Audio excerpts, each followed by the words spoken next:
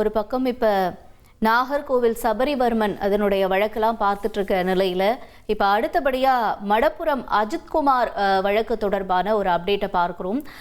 இந்த வழக்கு கடந்து வந்த பாதையெல்லாம் நமக்கு தெரியும். இதற்கிடையில் அஜித்குமார் கொலை வழக்கு தொடர்பான இந்த விசாரணை அப்படிங்கிறது மதுரை 5வது கூடுதல் நீதிமன்றத்திற்கு மாற்றம் செய்யப்பட்டிருக்கு. எதற்காக, என்ன காரணம் என்பது தொடர்பான தகவலோட செய்தியாளர் மாரிச்சாமி இணைஞ்சிருக்காரு. மாரிச்சாமி, எதற்காக இந்த மாற்றம் செய்யப்பட்டிருக்கு? மேலும் தகவல்களை நீங்க சொல்லுங்க.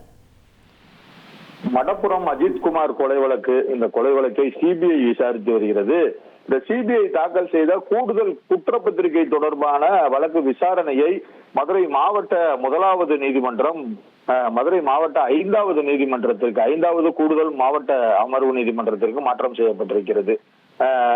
ஜூலை 29ஆம் தேதியிலிருந்து மதுரை மாவட்ட 5வது கூடுதல் நீதிமன்றம் இந்த வழக்கு விசாரணையை தொடங்கும் என கூறியிருக்கிறது.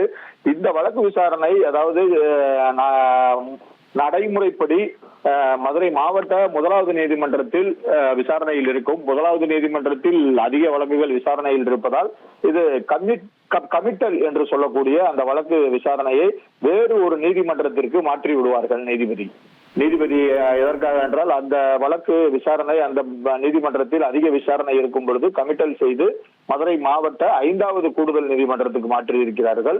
அதன்படி இந்த வழக்கு விசாரணை 29ஆம் தேதியிலிருந்து மதுரை மாவட்ட நீதிமன்ற வளாகத்தில் உள்ள 5வது கூடுதல் அமர்வு நீதிமன்றத்தில் நடைபெற உள்ளது. இதன் மூலம் இந்த வழக்கு விசாரணை விரைவாக நடைபெறுவதற்கான வாய்ப்புகள் அதிகம் இருக்கிறது என கூறப்படுகிறது. ரைட், உங்களுடைய தகவல்களுக்கு நன்றி மாரிச்சாமி.